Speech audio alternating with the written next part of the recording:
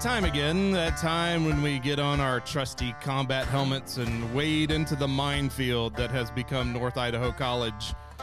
Today I'm joined by Greg and Ken, as always. Hi, guys. How we doing? Oh, I can't hear you. You know why I can't hear you? Because you muted Because me, I muted you. as usual.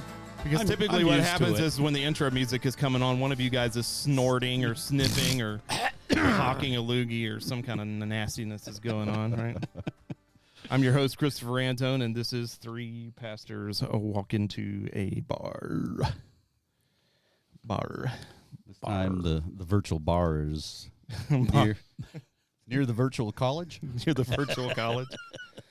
I mean, there's a chance it could become that at some point if we don't clear things up, right? Yeah. So Proverbs chapter 11, verse 2, when pride comes, then comes disgrace, but with the humble is wisdom.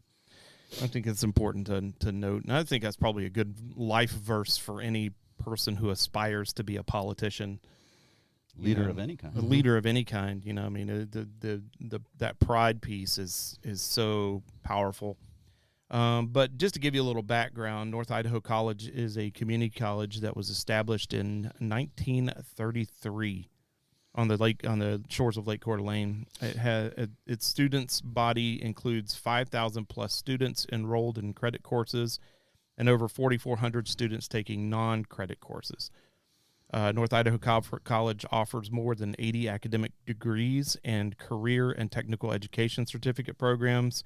Career pathways include arts, communications, and humanities, healthcare, science, technology, engineering, and math, business administration and management, manufacturing, and trades, and social sciences and human services.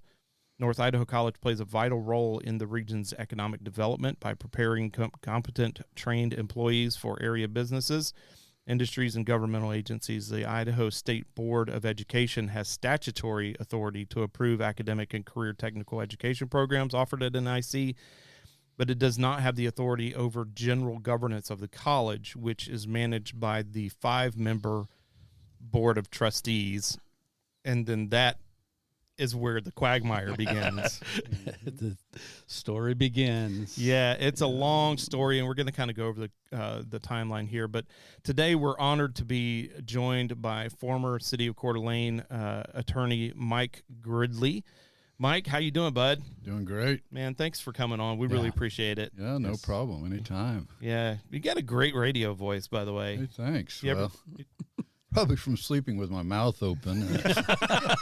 Is that the secret? A little rough. Is that the secret to good radio voice? Is just sleep with your mouth open and cheap whiskey. Don't get the good stuff. Get the cheap stuff. And inhaling cigars, right? You get that voice down. Got it.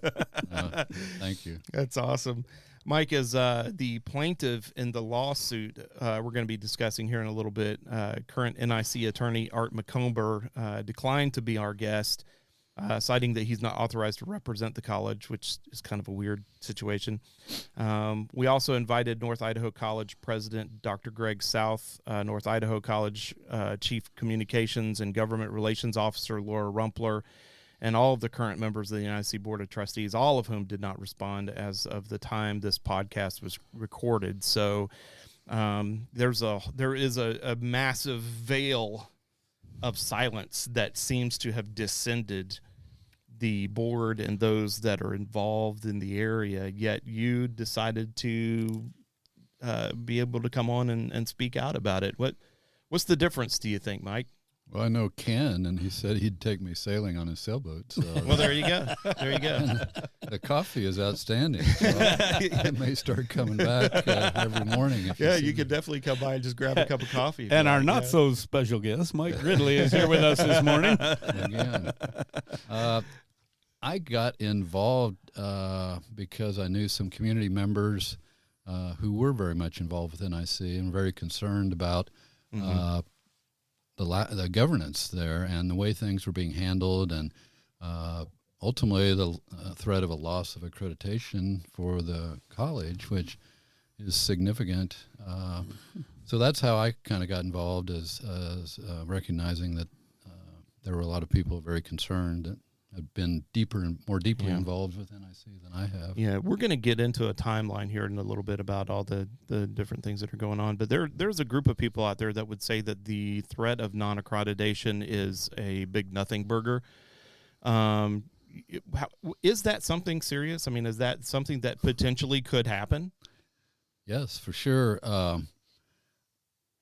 It's an interesting thing, and certainly community college accreditation is not my specialty, but it is a specialty of the Northwest Community College Association. Anyway, they provide accreditation for schools in the Northwest of the United States. Right. A lot of it has to do with uniformity, as I understand it, in how federal funds and other funds are distributed to organizations. And so this is kind of an organization that makes sure that your grants and your monies that come for various programs are used appropriately and all that.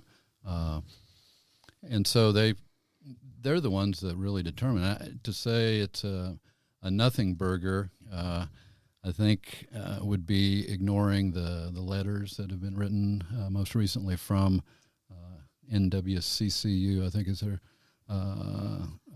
abbreviation, but it's basically saying, asking them, NIC, to respond to certain complaints and allegations, and they had to respond by January 4th, I believe, and so they've done that. So there's a process going on where I think they're going to come to campus and interview people and see things on the ground.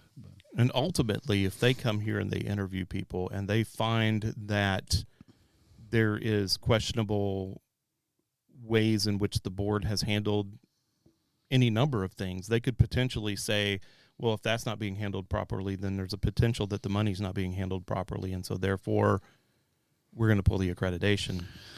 Yeah, and again, I'm not an expert on what they look at and all the factors, a number of factors, but it was, I think some people last year were saying, some of the trustees were saying, well, this is not a legitimate thing. This is just a scare tactic being put up. But the facts I've seen, the letters from the accreditation organization, they're serious. And so I don't have anybody in college there. I've met some people, but the impact to me, I could just ignore it. And other than maybe some not being able to go take classes, sailing classes or something else there, it's not going to affect me. But I think since I've gotten into it, realize, as you read off at the beginning, all the typically young people that get an opportunity to learn a craft, get credits while they're going to high school. A lot of high school seniors graduate with 2 years of college done, and that's a huge deal. So, and it takes the accreditation, basically a stamp of approval, so that you can go to NIC for 2 years and then transfer to, Harvard, which substantially reduces the cost of college. Yeah, I would think so. So we believe there is the accreditation. I think the board now, based on their behaviors, they're saying, "Oh my gosh, this is serious." Yeah. So they're taking actions. Still kind of question some of the actions they're taking, but I think they would say it is serious. Yeah, there's something that's actually going on. So at least we're kind of moving into this place where people are realizing that there's an actual issue. That's maybe something to be said. So before we get into all this, Mike, tell us a little bit about yourself. Who are you as a person? Like who is Mike Gridley? I mean, who are we talking to? So I'm a small town boy from Kansas. Grew up in the middle of Kansas. And you're not in Kansas anymore, Toto. I know. Yeah, no. That's for realize sure. I'm outnumbered.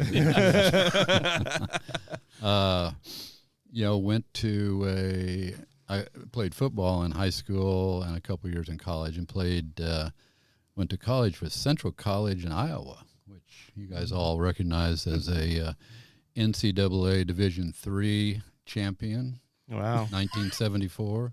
Nice plug. We didn't know Yeah. that. Yeah, nice plug. That was good. The Flying Dutch.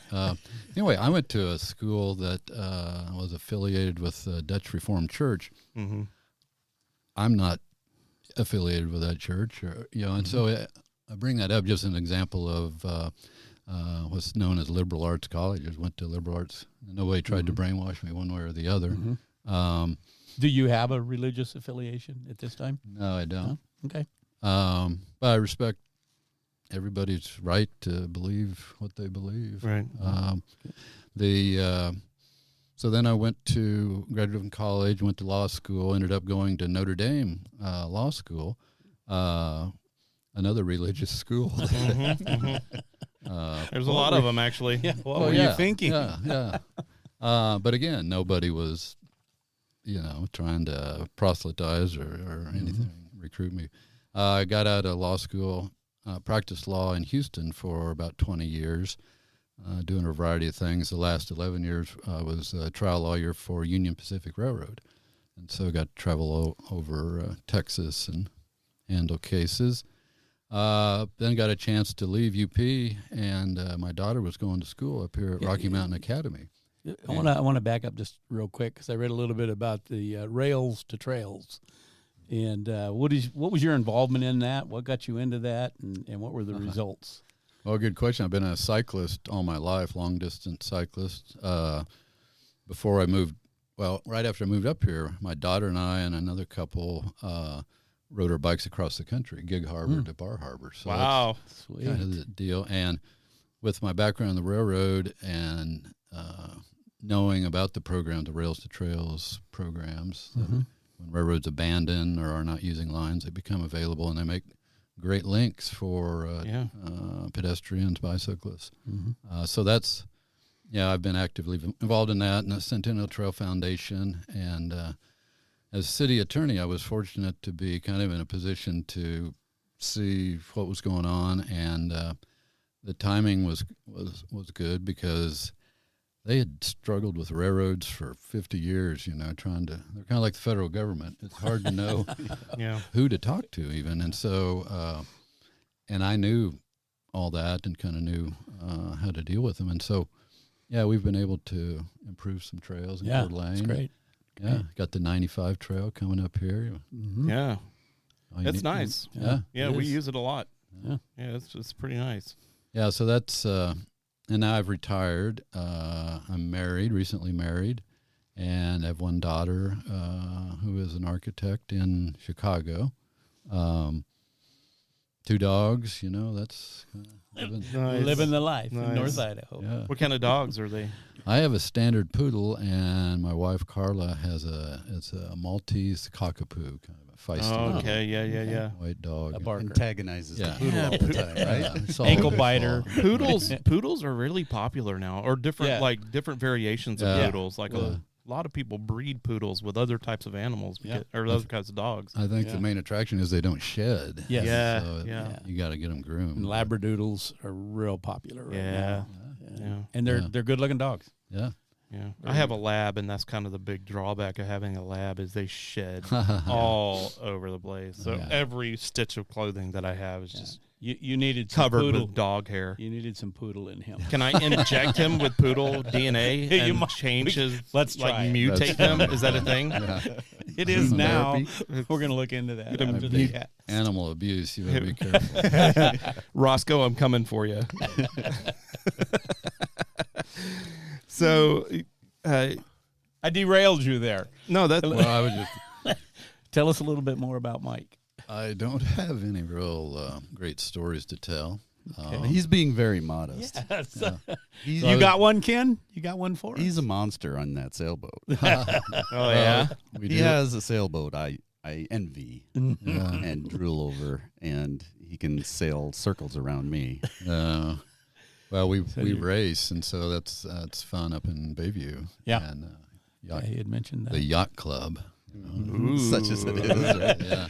The yacht club. But it's it's a great sport and a great team sport.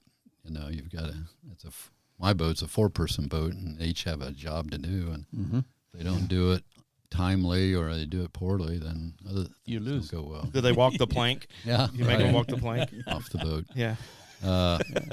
No, I was with the city for 20 years, and I miss that. I miss the just community, the seeing people. And no one comes by my house and asks me on Monday morning how my weekend was. You know, Oh yeah. people used to do that at the office. So, but anyways, Where do you live? I live over in. I just come by. Hey.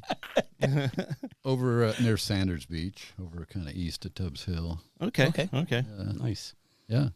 Yeah. So Yeah. that's my mom's still alive, Wichita, Kansas. She's 89, be 90, and announced that for her 90th birthday she wants to jump out of an airplane. Oh, one of those. It's Huh? become a thing with Why not? seniors, I guess. Why not?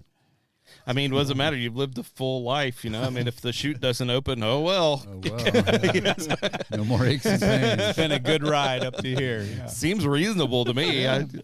So maybe something I might Yeah. do when I'm older. Oh, I'd like Yeah. to jump out of a Cessna as long I was- as it's I- on the ground. I was You watching know? a comedian the other day, and he was saying, "There's one thing that I want to do when I get old.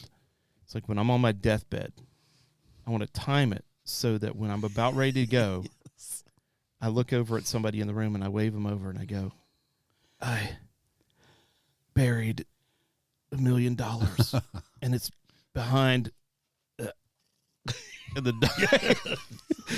He said the thing is though, you got to be clever because you don't want to miss it, because if you don't time it right, then you got to fake being dead until you're actually dead. So yeah. It'd be kind of terrifying. Yeah. Yeah.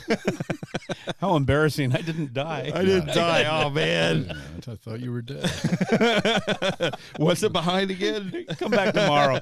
We'll try it again. I can't remember. I just got suddenly senile.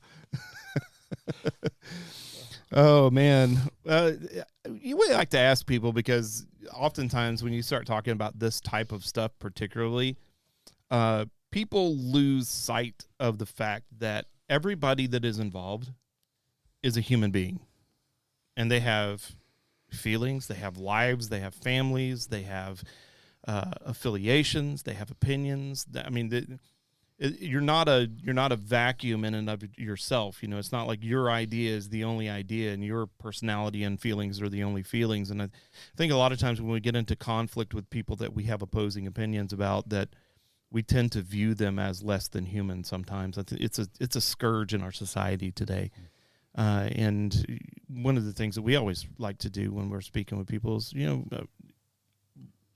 can I be your friend and still be opposed to your ideas? You know, I mean, is that a possibility? And Yeah.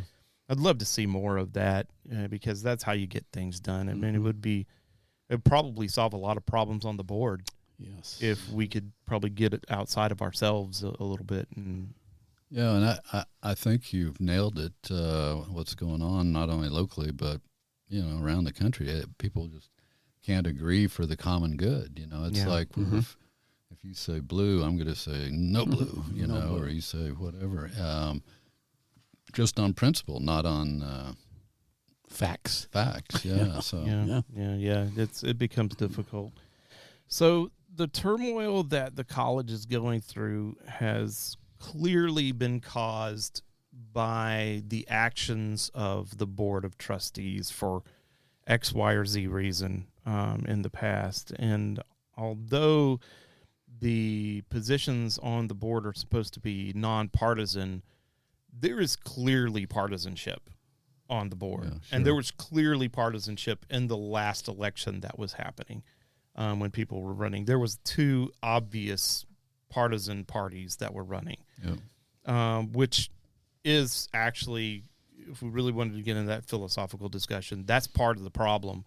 And maybe, I don't know, maybe the college is asking for too much for it to be a nonpartisan board.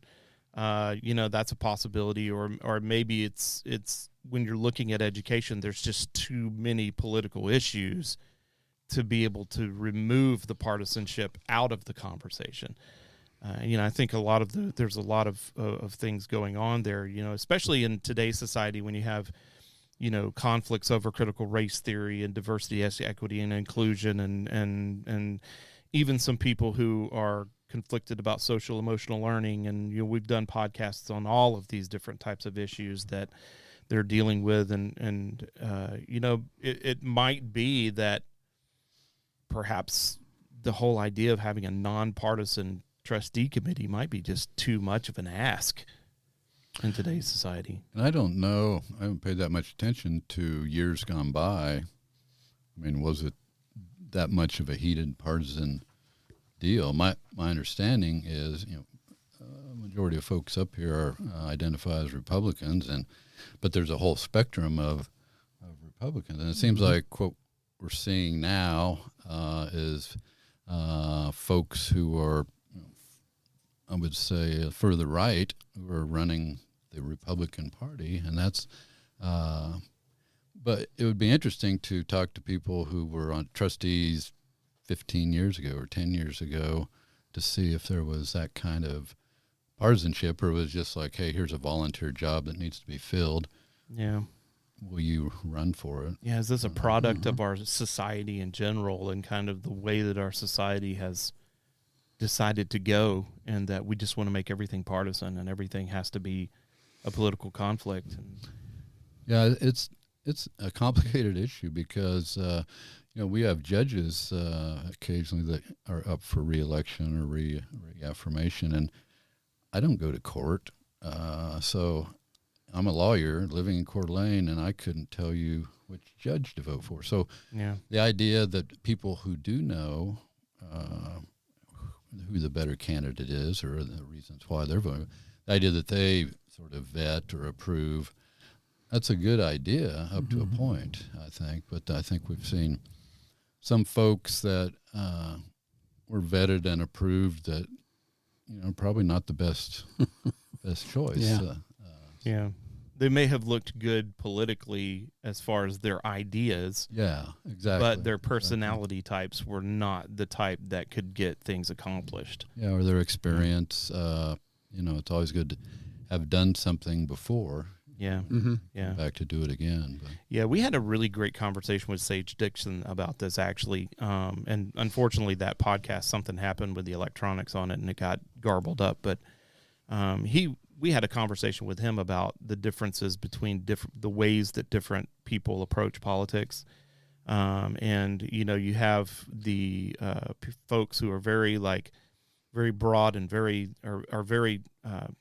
pointed and very aggressive and very, they play the short game. They want to get things like this done, and force initiatives through. And then you have guys like Sage Dixon who look at the whole big picture, and then they're playing the long game. And so a lot of times it seems like some of the things that he does are rhino type things, because he'll prove an initiative or whatever that maybe he doesn't even agree with, but maybe it wasn't that big a deal, but actually what he's doing is he's playing the long game so that he can build up, and so, there's way more to think about than just your opinions and your ideas, because ultimately when you get into office, you have to be able to get things accomplished. Yeah. It seems to me. So, maybe that's part of the problem. I don't know. Yeah. And I, remind me who Sage Dixon is. He was he Senate or House for District 1, wasn't it? Right? Mm-hmm. Yeah. District 1A or 1B. I can't remember. But did he get in this last term? I don't think so. I think he didn't get in, or didn't run or something. Did he run against? He didn't run against Scott Herndon. Man, I don't recall. We talked to so many.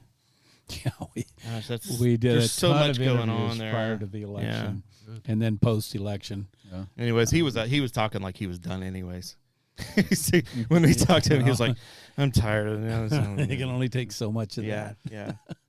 yeah. So to help our listeners kind of understand what's going on, because a lot of people have heard this story, but I don't think anybody really fully appreciates the length of, or the breadth of the issue, and where it all got started from. So what Ken did was he went through several different sources, Spokesman Review, Coeur d'Alene Press, and some other public sources, and he accumulated kind of a rough timeline so people can understand, how we got to this point. Now, some of the things are a little unclear. Like the first thing that's on here is in November of 2020, voters elected 3 trustees. Now, in this timeline, we're going to refer to people as red, blue, or purple.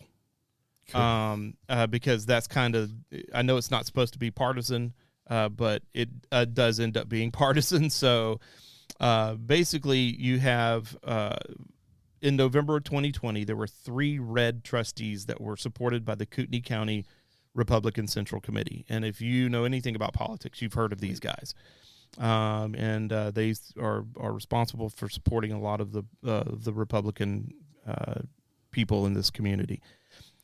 So they supported Todd Banducci, Greg McKenzie, and Michael Barnes to be put in. Now, in March of 2021, or they were voted in March of 2021, complaints about the conduct of the board were first brought up. Now, to my understanding, one of the things that they did or were concerned about was the inclusion of diversity, equity, and inclusion in the school and in its training and in its policies. And there was a lot of, and this was at the moment when the whole kind of transgenderism debate was kind of surfacing, and there was a lot of this fear that we had curriculums that were teaching people about this. Not only that, there was the whole critical race theory that was going around, where people were concerned that a lot of our institutions were teaching critical race theory, or the idea that the United States is intrinsically racist. I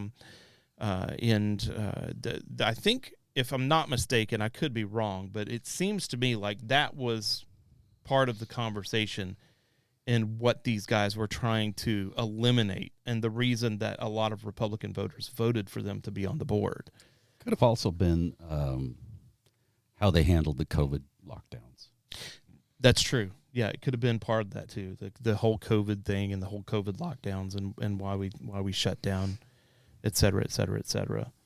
I mean, I know that there are, now we're going to talk a little bit about the left, because there are people on the left that would say that the fear of diversity, equity, and inclusion, the fear of critical race theory, all of these things are a big nothing burger because it's just not happening. But I don't know if that's actually true or not, because I've seen the school board meetings where people were outraged because of some of the stuff that their kids were being taught.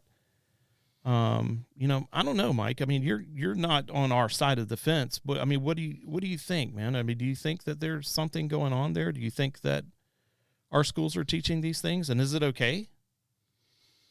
Well, I don't know which side of the fence I'm on. I didn't know we were on opposite sides of anything. I would like to think we're all in it together to have a functioning, well thought of, education institution. Yeah, fair enough. I see, but certainly different viewpoints on some of the issues you brought up. And I think that's, I don't know how you get around it. Again, it kind of gets back to, well, let me speak like critical race theory. I don't know exactly what that means, but I think it means that they teach that, there was slavery and people were mistreated, and even going back to our founding fathers that owned slaves, slaves, it wasn't paid.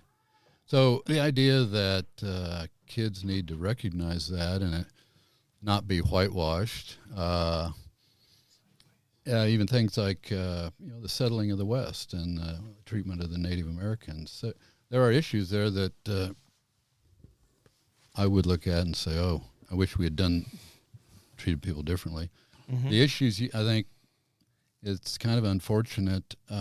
Some of these issues that have deep cultural or religious meanings, implications to some folks, don't mean anything to me, frankly. And so I guess it's hard to get across that fence. I think if there's things that people deeply believe. But as far as my limited exposure to NIC, I haven't actually seen or heard any evidence that people are being indoctrinated.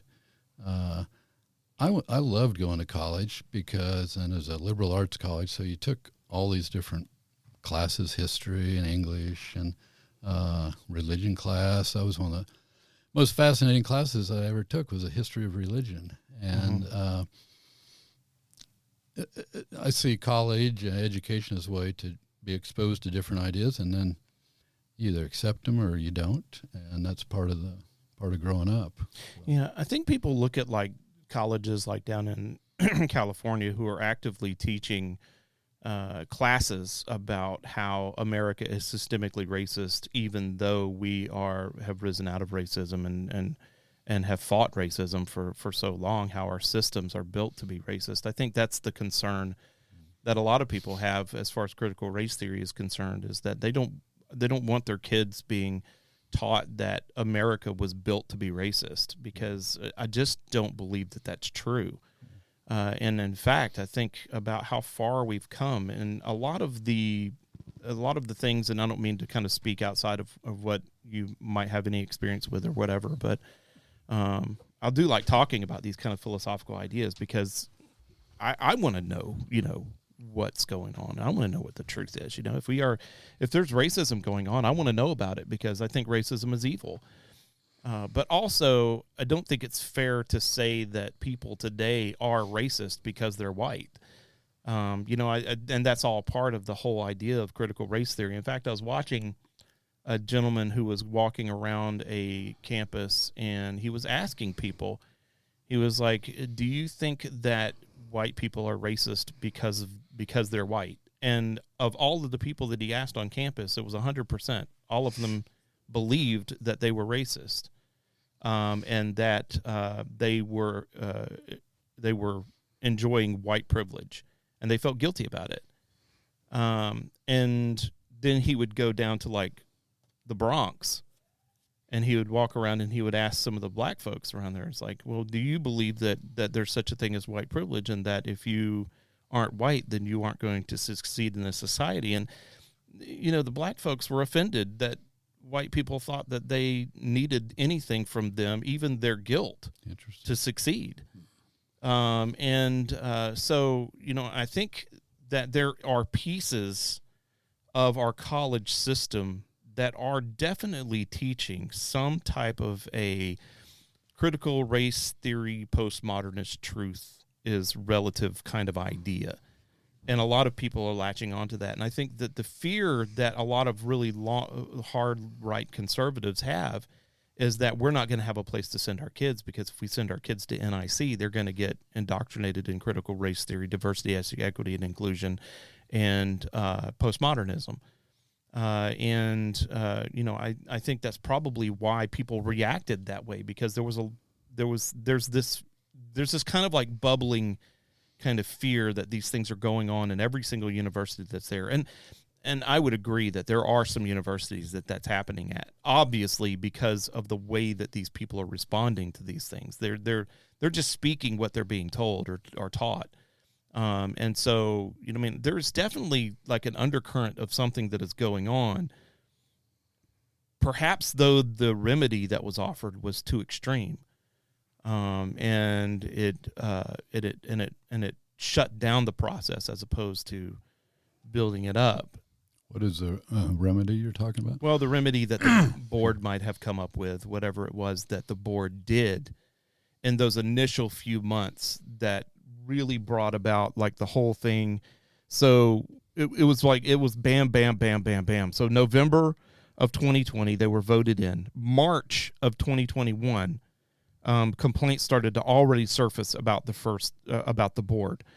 So this is like, what's that? That's like December, January, February, March. It's like 4 months.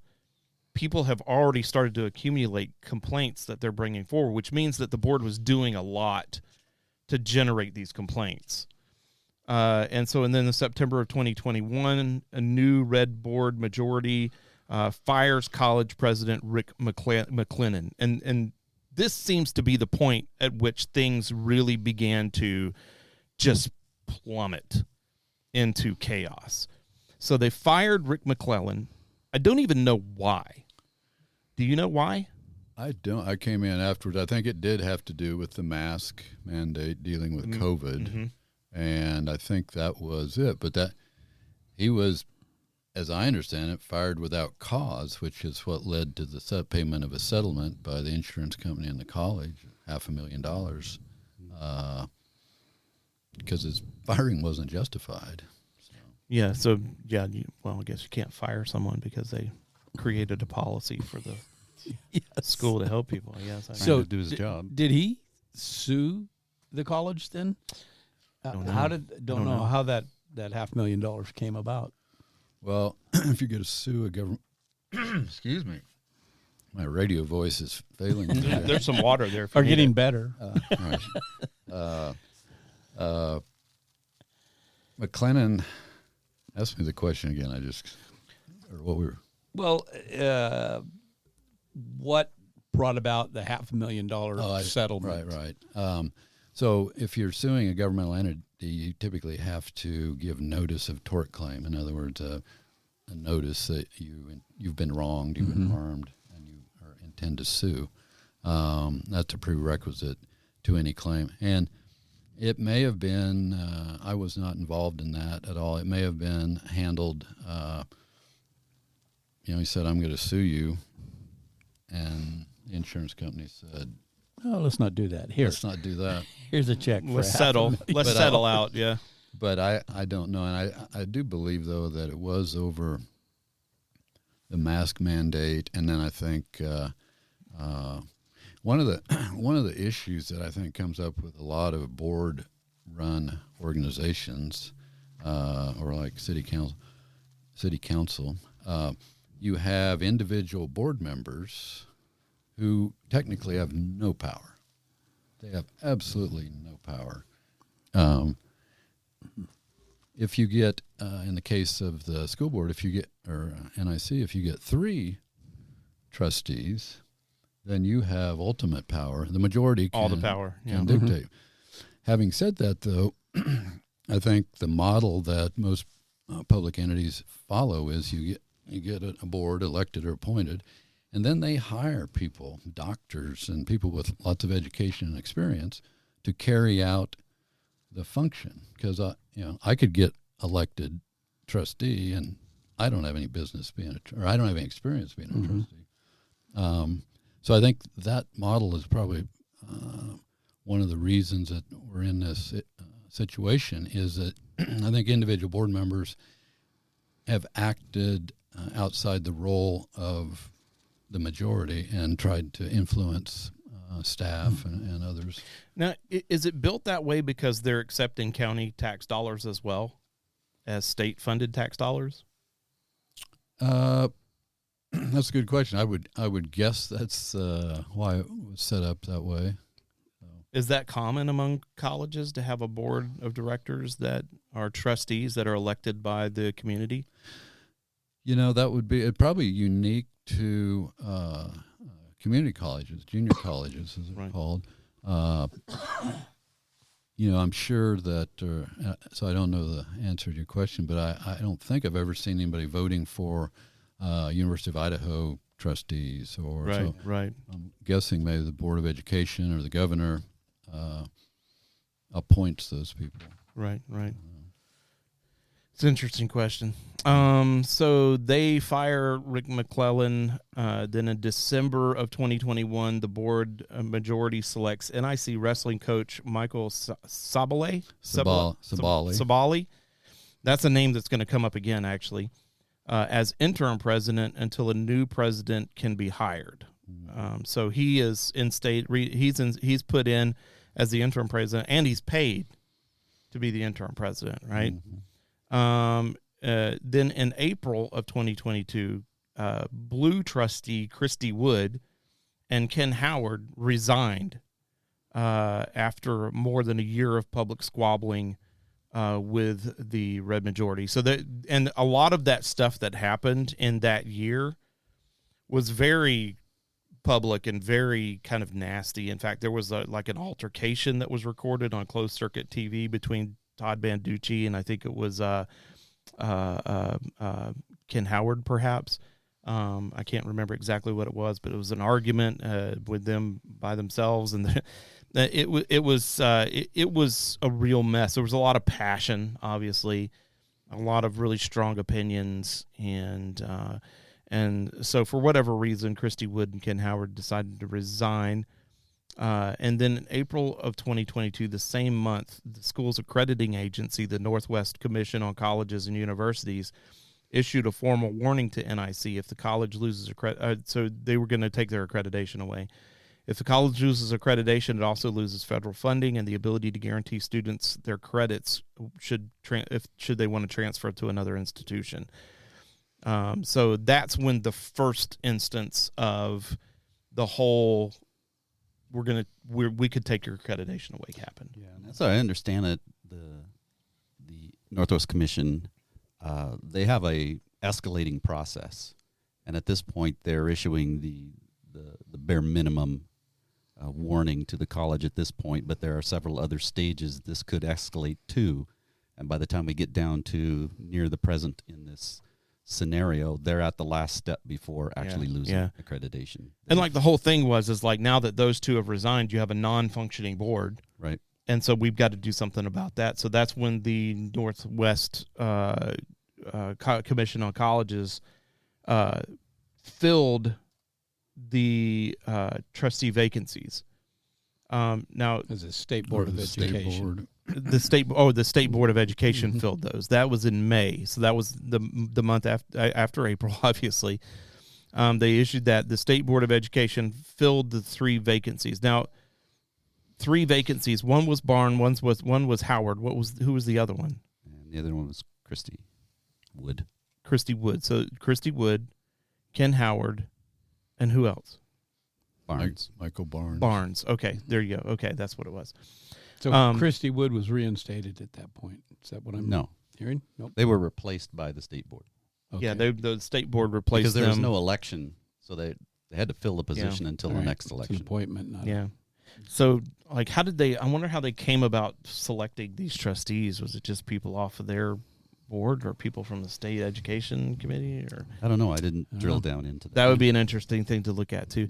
By the way, this is just stuff that we have recovered off of the various forms of information that we've seen, the information that is out there. As always, we're just agents of truth. We just want the truth. I mean, we're not really concerned about who's right or wrong. We just want to know the data, like what happened when.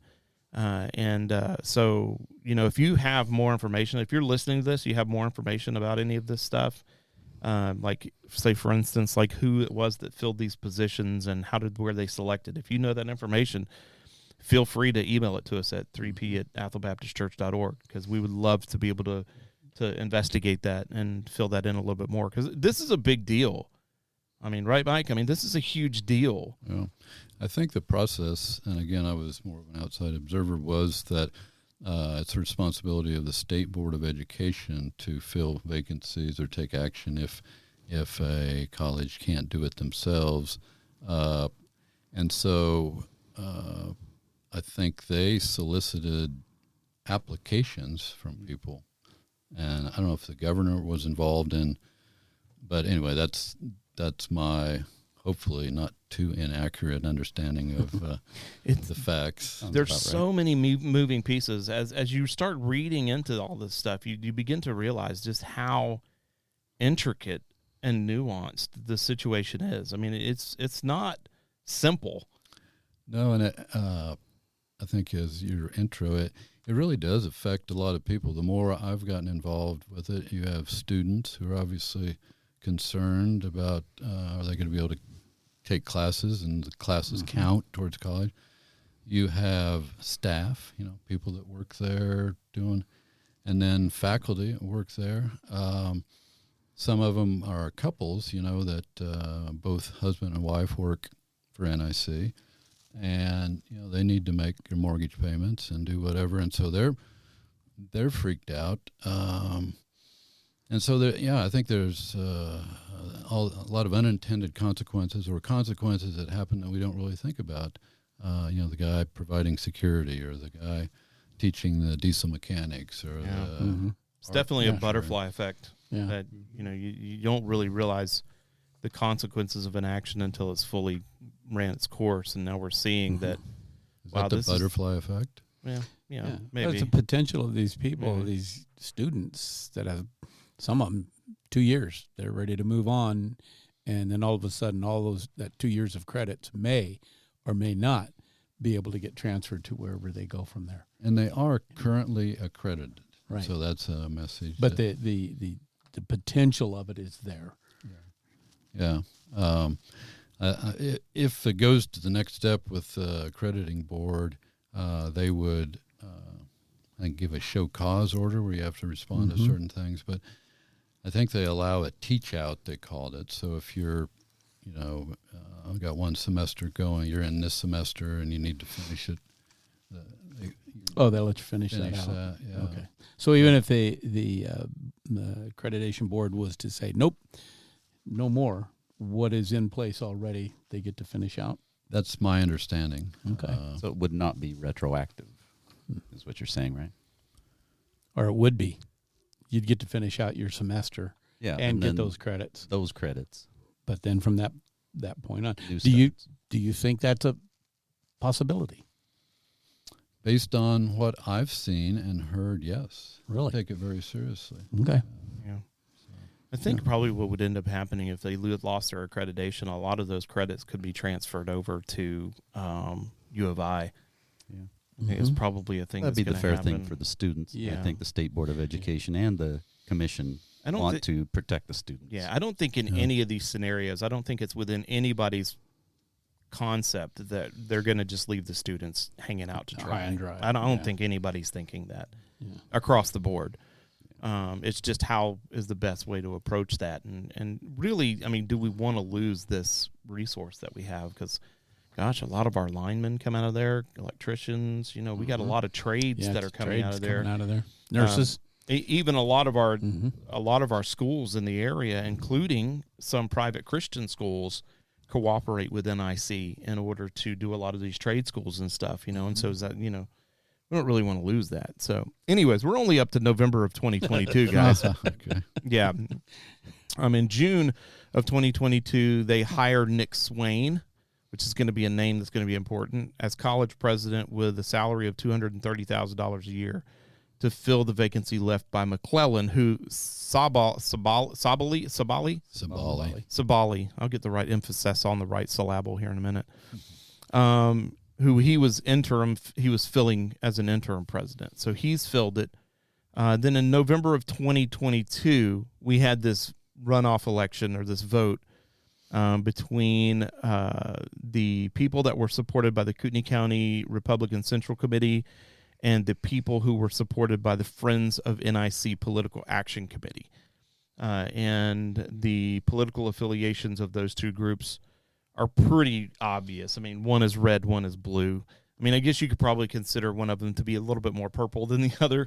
But I think what it boils down to is there was an obvious partisan slip or division between these. But and can I comment on that? Because I've been involved with the Save NIC folks, mostly starting this fall. And, if you went down the list of folks on that, it looked like the Republican party. I mean, so it's that was going to be one of my questions. Challenge you a little bit to say that some of these folks are Republican. Not that there's anything wrong with being a Republican or Democrat, but I don't think you could say that accurately about the Save NIC, that they're all a blue outfit. I think the perception of conservatives up here, particularly hard right conservatives, and I don't really consider myself to be a hard right conservative, but I think the perception that is being pushed is that there are a lot of people who say that they are Republicans, but they're really actually Democrats. So it's Republican in name only. This is where the rhino thing comes from. Sure. And so it's almost this kind of rhetoric has made it to where it's almost impossible to determine, based on what letter someone identifies with, what they actually stand for. Well, I think you're right on with that, because I want to ask people, well, what's a Democrat? What's a Republican? I mean, what's a woman? Yeah. There's a lot of these things that labels get slapped on, yet the range of... That's interesting, yeah. Where you are in that whole thing, and issues that are important to one side, or to one side. Well, let's just take one of the claims, basically a fiscal irresponsibility. One of the things that we all want our government to be doing is spending our tax dollars wisely, and that's kind of the gist of my suit, is that they fired McLennan for no good reason. That cost money. They lost their insurance coverage. Had to get a new company. They had to come up with $250,000 out of their pocket. NIC did. And what was the reasoning behind losing the insurance? Well, I think it would go back to the insurer going, I don't want to insure this train wreck. We're tired of settling out these claims. That's for like having a flood in your basement and losing your homeowner's insurance, Greg. I understand that completely. Well, I mean, this is probably the same insurance company that had to settle with their previous president after he got let go, and then he settled out. So they have this history of kind of letting presidents go and then lawsuits appearing. And so it's really, I can see from an insurance standpoint, just basing it off of actuaries, what would be the risk level of this organization. And with the chaos that is going on, with the fact, and I've listened to some of these meetings, I mean, it's just, it's toxic. It is bad. Yeah. It's bad. Yeah. Right. I was just thinking along the lines, in the middle of turmoil, an insurance company says, you know what, we're not going to cover you anymore for all of this stuff that you're in the middle of. And that in itself sounds like a lawsuit to me. No, because insurance companies, as a private company, what they do is they're covering risk. And so if you go in, I mean, at the very least, they would raise the premium. Right. But actually, if it's a really, really high risk, then you might risk yourself out of that insurance premium altogether. If in the insurance contract itself, it allows them to do that. Well, I'm simplistically looking at that going, wait a minute, these guys are, taking advantage of this situation that we are insuring them for. And then in the midst of that, they say, no, you know what, we're not going to cover you anymore. That just does not seem legal, certainly not rational. But I think that, and there are some people I've talked to that are upset about ICRIMP, which is the Idaho County Risk Management Program or something. Anyway, it's the entity that... It's a great acronym, ICRIMP. ICRIMP. Somebody didn't think that one Yeah, through. no. But they've been around forever, and they insure the city, most governmental agencies. Sure, they have very professional folks that we certainly worked with a lot at the city. But one of the things I found out was that insurance companies have insurance companies. And so when they insure your risk, they've got somebody, they buy insurance for their risk. So if something goes crazy. Like this. Yeah, employee lawsuits are always potentially very dangerous. So I'm sure they made just a business decision. You've paid us premiums for 27 years, but now we don't. Yeah, we don't like what you're style. doing. Adios, amigos. Yeah. And so it. Did you ever run into that? Just real quick, as the attorney for the Coeur d'Alene City. run into to insurance companies saying, nope, we're not going to cover you for that, or in the midst of turmoil have to jump ship and go to another No, we were organization? self-insured actually for quite a while, and that worked out well till we got a big verdict lawsuit against it. Yeah. So now we're in ICRIMP and pay insurance. It's like any risk. You come out here and a tree fall on me. I mean, or go out 1,000 times. Yeah, you're hanging out with 3 pastors in a I bar. know, I mean, what could happen? Go stumbling out and Yeah. whose Get hit fault by is a it? truck. Yeah. Right. They Whose fault tortured is me. it? They hooked me up and tortured me. Yeah. Set me up on this one. Yeah. Interesting discussion. Yeah, I had my insurance license down in Florida, and it's complicated. Like insurance is complicated, and really the way that the guy that taught me in a lot of our continuing education stuff, he told me the way to think about it is that you have all these events that are going to happen in America. And all of these events that are going to happen are going to cost money. And the amount of people that are going to have these events happen to them are hopefully less than the amount of people that are worried that these things might happen to them. Right. And so basically all you're doing is you're accumulating fear to alleviate risk. And so when you have a situation where you have a company that is willfully putting chaotic things into place, like we're going to change policies so much so that people resign, and we're going to argue so much that people resign, and now the state's going to come in and put in their own people, and there's a risk of losing accreditation. And then you might become bankrupt. It's like, well, that might be too much risk for me to swallow. Sounds like a conspiracy theory. It's just insurance. Yeah. It's just the way insurance That's works. what I said. A conspiracy theory. I mean, I guess it could be a Insurance. conspiracy. Yeah, it is a What are conspiracy. the odds? Yeah, what are the You're odds? just playing. You are. It's just like massive Vegas. You're rolling the Legal gambling. dice, and hopefully you're taking in more premiums than you're paying out. That's the key. Yeah, but when you have 20 hurricanes in a year, it begins to take its toll, and then you have to start really being picky about who you're insuring and who you're not insuring. Well, 43 years of premiums for me. This is my first claim, so we'll see what happens. Yeah. Flooded basement. Actuaries are weird, man. So in November, they voted in Wagner, Zimmerman, and Corcoran, who are currently on the board. And they were backed by two of them were backed by the Kootenai. Oh, no. Let's see. Two of them were backed by the Kootenai County Republicans, and one of them was backed by the Friends of the NIC, right? The people that actually got in. I think, I think they backed Brochette and the two Zimmerman and Corkill.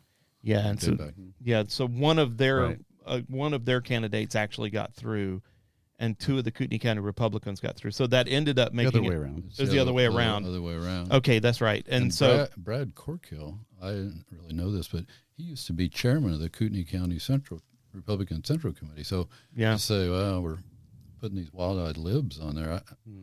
That's not this deal. That's not actually true. Yeah. Okay. No, in this in our scenario here today, blue doesn't necessarily mean Democrat.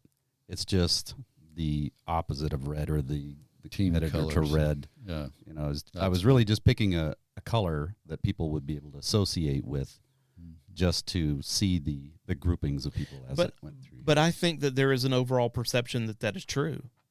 I think that the people that are going to these meetings and the people that are really invested in this, it's my opinion that these people do believe that these people are hard right-leaning conservatives and these people are left-leaning rhinos on the Republican side. And I think that there are leftists that are looking at like Banducci and the other very hard right-leaning person on the committee, and they're thinking that, on the extreme, that these are two extremist right leaning individuals. You know, I mean, I think it's a mistake to exclude the partisanship that's going on here, because it is obvious. I mean, there is deep partisanship that is happening, even among those two groups that promoted. Even though, like you say, the Friends of the NIC have a lot of conservative people that are backing it,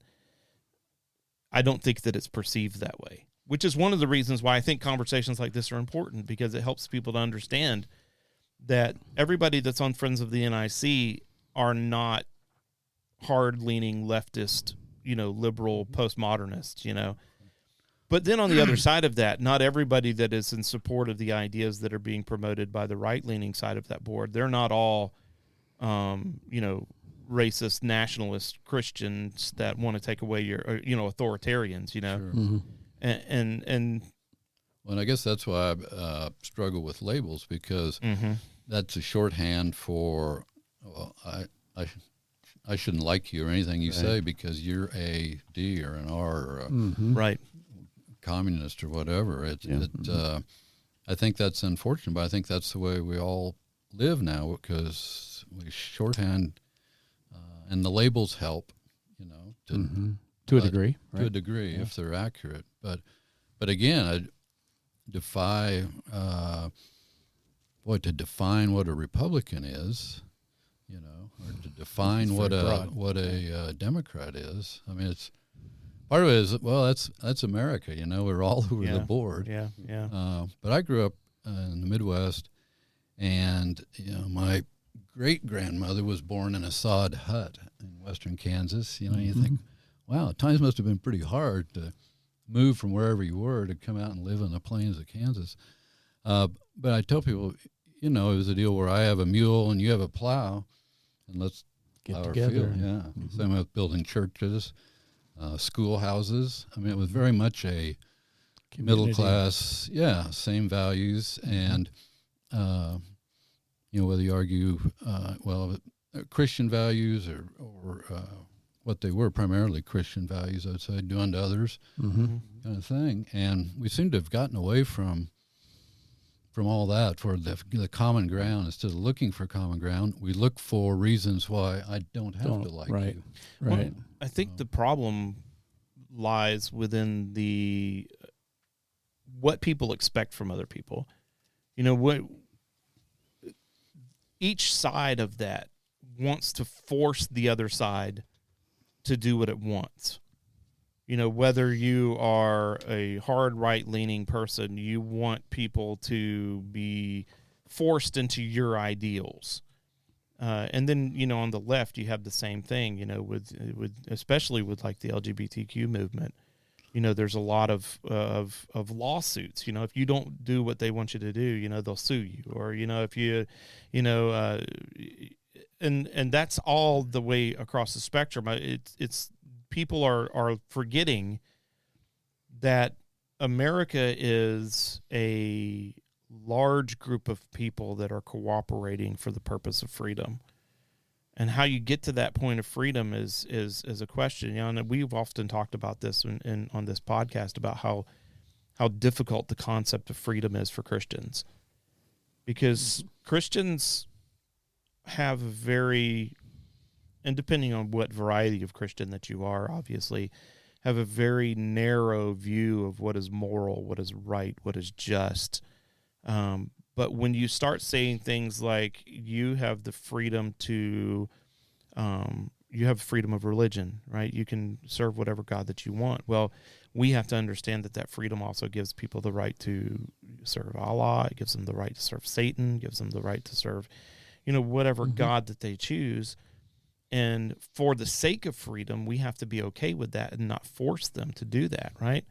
Yep. Well, look at like an issue like prayer in school, right? Christians love to promote this idea that we need prayer in schools. We need prayer in schools. We got to have God back in our schools, right? Okay, well, which God? Fair enough. Yeah. That's great. The problem is that when you institute that type of idea, you have to understand when you say you have the freedom to bring God back into the schools, you don't have any say in what God gets brought in. So when the Satanist comes in to open up the invocation, that's freedom.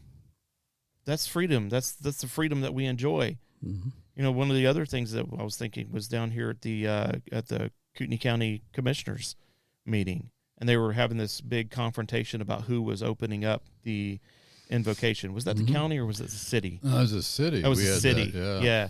And they were having this big debacle over who was going to do the invocation and who's going to be in charge of the invocation.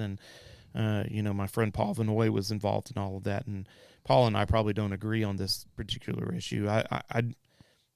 It's strange to me that, and that's just one instance of how one group wants to utilize their ideologies to force everyone to do the thing that they think is right, because they wouldn't want a Satanist coming in there and doing the invocation. So they want to be in control of the invocation so that only Christians are doing the invocations. However, as a city council person, you can't just recognize one religion because you swear to uphold the Constitution of the United States. And so, but then on the other side of that, you know, people want to be exclusionary of those types of ideas. You know, it's like, well, you can't talk about Christianity. You know, it's like, and one of the other things I hear is like, well, if you're a politician, you need to leave your Christianity at the door and come in and not be a Christian when you're a politician. It's like, well, no, that's not possible, because politics are downstream from morality. And so you can't ask a person to come in and just abandon their faith to make decisions that make you happy. You know, so there just seems to be, I don't know, Mike, maybe you have some insight on this. It just seems to me that people have rejected the idea that there is a common ground.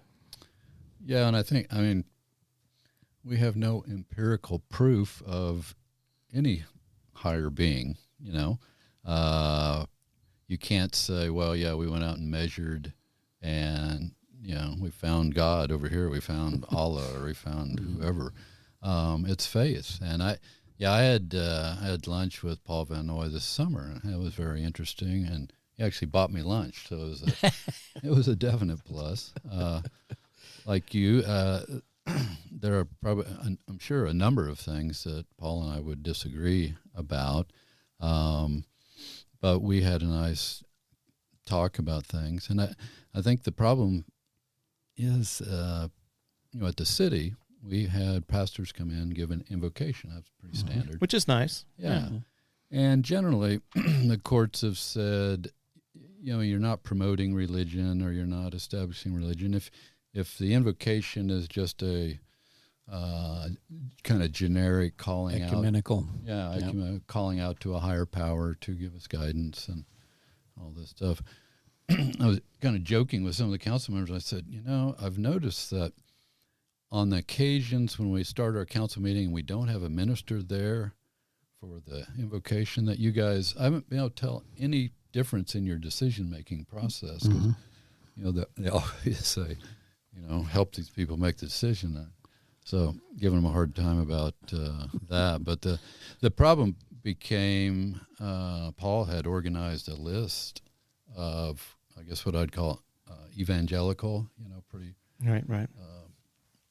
I'll use terms I don't really know for sure what that means. But anyway, more, I don't know, more conservative or more kind of hellfire and brimstone, shorthand, coming in. And we never had a priest. We never had a Methodist minister, you know.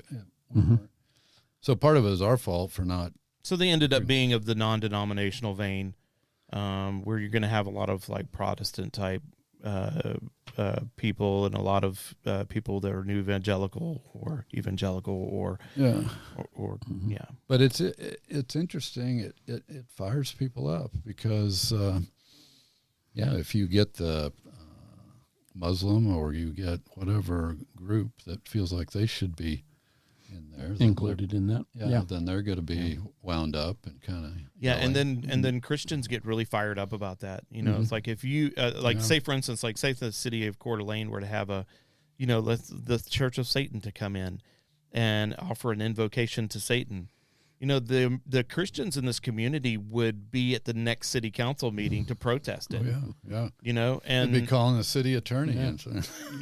Which is our right. Under the First Amendment. Sure. Well, for sure. Yeah, definitely. And you definitely should do that. But I just want to, real quick, why were you meeting with Paul Benoit? What was the premise of that? probably over the invocation stuff. Was it? No, it actually came out. So there was an incident at was actually a gay pride or pride event, Pride Alliance in the park, and there were a bunch of folks that showed up and ultimately got arrested for they were going to harass. They were going to incite a riot. Yeah. That's a pretty big Mm-hmm. story. It was a Patriot Front or something like that. Yeah, and so that's working through the court system. But there was this feeling that the hate group, or there were people that were hating, not disagreeing, but hating. And so we started a project, T-shirts Reject Hate, North Idaho Rejects Hate. And tried to get it together for the 4th of July, just to have a presence, just to say, we're all good people. We're not going to hate you. So Paul, I think, had written a column or something kind of questioning all that. And so I called him up and we got together and talked about things. And even that, I mean, you would think everybody could agree that hate is bad, but they say, well, I hate, I hate people that abuse children. I hate, so to say we reject all hate, I suppose is too broad. Yeah, but, way too broad. But that was it, and like I said, we had a nice. Yeah, but come on, I think everybody understands what that statement means. That statement is not intended. What happened to people being able to read into things? I mean, why is it that people have to be so dang literal about everything in today's society? Why does it have to be all or nothing? Why can't you just read between the lines? Obviously, a person that walks into a store with "reject hate" on their shirt is not saying that you should reject your hatred for all things. Maybe you could read that into it. Yeah, I mean, maybe that's perhaps something. But obviously, somebody's not saying, well, you should love child molesters. I mean, that you should not hate what child molesters do. Let's just put it that way. Let's not even talk about, because it doesn't qualify a person. You could put an idea in that as well. It's like, well, I don't. What are you saying, that you don't hate pedophilia?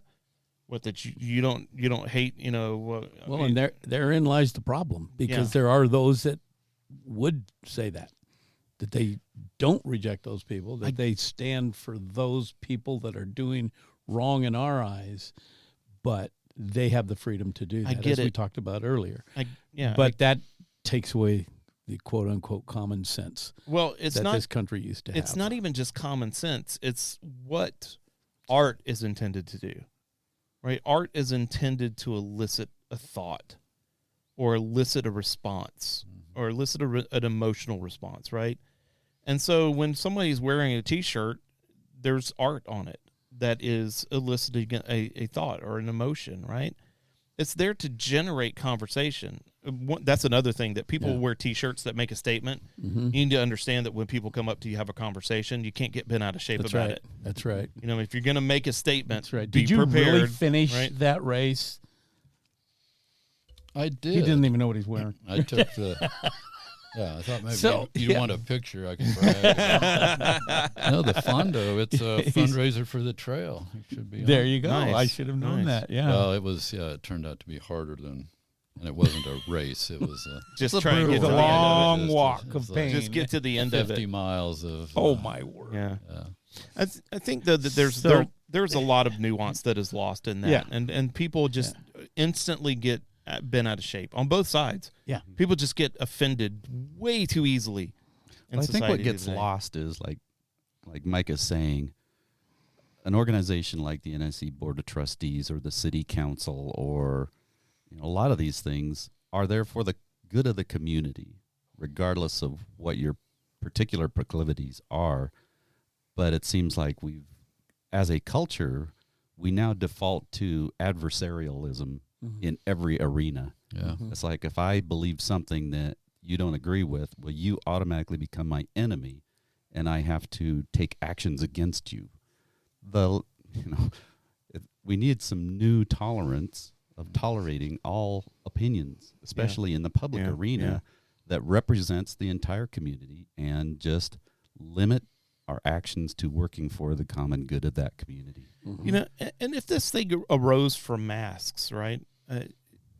That was such a weird issue to me, because, you know, you have an organization that says, hey, if you're going to be on campus, you have to wear a mask. And if that was the genesis of all this, kind of like the argument of whether you can make me wear a mask or not. Well, no, you can't make somebody wear a mask. But if you come onto somebody's property and they ask you to wear a mask, then you either wear the mask or you don't come on the property. There'll be consequences. You have choices, right? Yeah. And so, you know, I mean, I could see where that kind of all fell apart, particularly here in North Idaho, because North Idaho was like a massive place of like, nah, we're not going to wear masks. Mm-hmm. We're just not going to do it. And I was on that boat. I mean, I was of the same opinion. So I appreciate people that want to wear masks, and I appreciate companies that want to have, you know, if you want to come in, you need to wear a mask. I mean, we respected that. We went to Barnes and Nobles over in Spokane, and they required us to wear a mask, and we were like, well, okay, we're not going to come in, but, you know, thank you.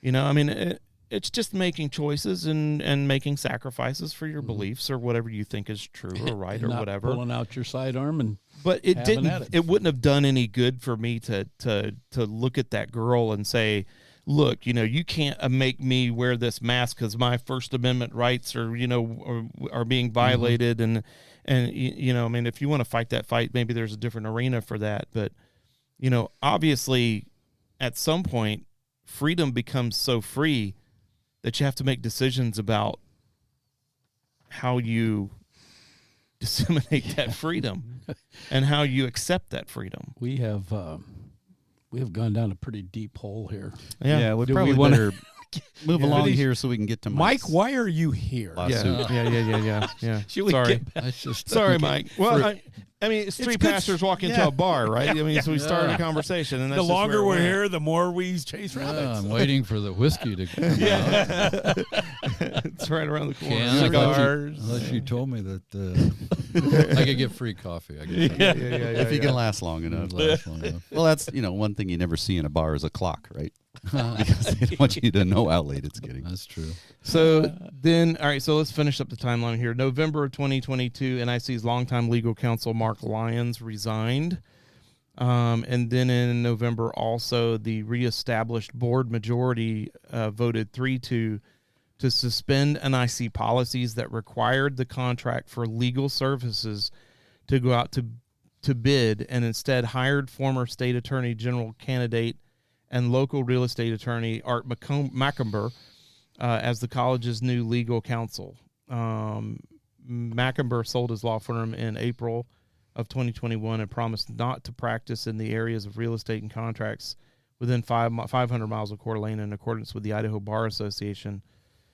So basically, their old attorney resigned, and this was after they suspended the president that was in there currently, correct? Put them on. It all came Or is about. that afterwards? After Swain. That was after. That was kind of in the same process where they suspended the legal requirements or the legal counsel requirements. Yeah. It all happens about the same time. And then 3 days later, the board placed President Swain on administrative leave for apparently no disciplinary reason that we have uncovered. We don't know why.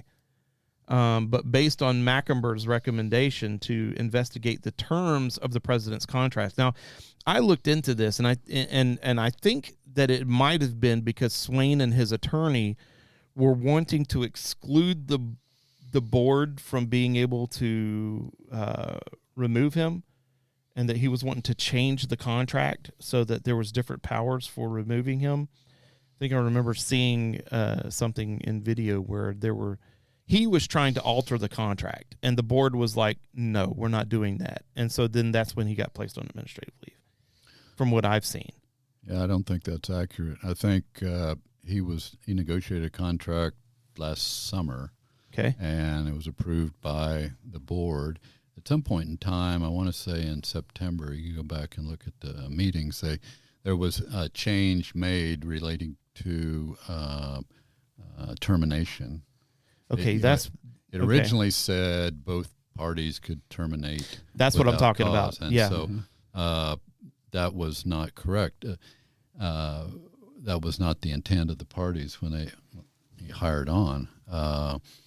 And so the amended contract, the modified contract, was presented to the full board at an open meeting.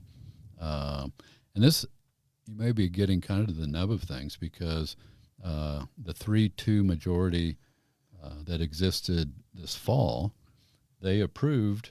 They're the ones that hired Swain, who was, I think he's a retired lieutenant colonel from the Army and has lived all over. And I've been around him a couple of times, and I've never detected a political agenda. He's just a guy that takes care of business. And He's got an impressive resume. yeah, he's been around a lot. And, you know, they moved all the way across the country here and this and that. And so, anyway, I struggle with the idea of an investigation of his contract when the contract was produced at an open public meeting and 3 trustees majority approved what was done. So I think that probably upset the 2 minority folks. And so then they become the majority, 60 days later or whatever, and we'll fix you. And they initially proposed bringing Dr. Sabali back. Yeah. And that's why I said that name was going to come back. Yeah. And then Sabali apparently said, no, I don't want to come back. Who can blame him? Yeah. Although for $230,000 a year, I would consider doing anything. Yeah. That's why And he was getting paid about a quarter of that to be a coach, as I understand. So there was a huge carrot.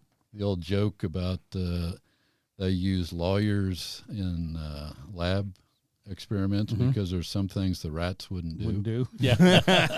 I guess that's true. Anyway, because the big question for everybody is, what's the goal here? What are you trying to accomplish? And if they say, we want to have this kind of place, or we want to have this kind of place, or we want to liquidate it and sell it off. I mean, there's all these rumors that are, I think, just rumors, but just trying to figure out what are you going to do? But there's no like statement or vision or mission or purpose that has come from the board to show people this is our goal. I would agree with that, and to the extent someone said, well, they want to make it a private or maybe public, but a Christian college, and it's like, okay, if that's your goal, just say it out loud. Just say it. Yeah. Some of the stuff about controlling curriculum and things, I think the board, should work through their president. And that's where a lot of the critical race theory and diversity, equity, inclusion stuff comes in. Yeah. In the selecting of the curriculum. Yep. Yeah. But I think getting back to the point of this affects people. I mean, not everybody's going to sit in a history class and learn about slavery. I mean, there's guys and gals learning how to put diesel engines together and just everything. Mm-hmm. Yeah. So a good nursing program there. Yeah, a lot of things. Yep, and that's one of the big needs is medical technicians and nurses. That's an interesting question, because does a diesel mechanic really need to know about all the different gender spectrums? And I'm not suggesting that they have to take that. Don't go there. Come on. Well, I'm just saying, Let's finish up with Mike. Yeah, most of the guys who are going in there working on diesel engines, the last thing on their mind when they step into the shop is like, like what spectrum am I on today or whatever, So I don't know that the diesel or welding or whatever curriculum requires any right. What I'd call liberal arts, humanities. So so December 2022, Mike Gridley steps up to the plate. Yeah, and again, it was more kind of recognizing Well, I'll just put it out there. I don't like bullies. I don't like people who don't follow the law. And I think NIC is a pretty cool place. And so it seemed to me that a lot of the board dysfunction was, individuals acting not in the best interest of they are trustees by definition. They should be acting in the best interest of the community and the college. But the idea of, the other thing I don't like is just wasting money. But the idea, you got a president who, by all accounts, is a good guy. You got to put him on leave at a time when it's so critical, the accreditation. Mm-hmm. It seems like they need a leader. Yeah, it seems like I don't really like you, but you're the most knowledgeable, and we need to get over this hump here, and then we'll deal with you. But so anything investigation, I asked Art about this. What do you get to investigate? It's basically a one-page contract, and there is a concept in law called a statute of frauds that you can't bring extrinsic evidence into interpreting a contract unless there's an allegation of fraud, or they bribed the trustees to approve it or something like that. It's just right there. You mentioned fraud. I mean, that's one of the things that you're suing against, right? What is the fraud that you're referring to?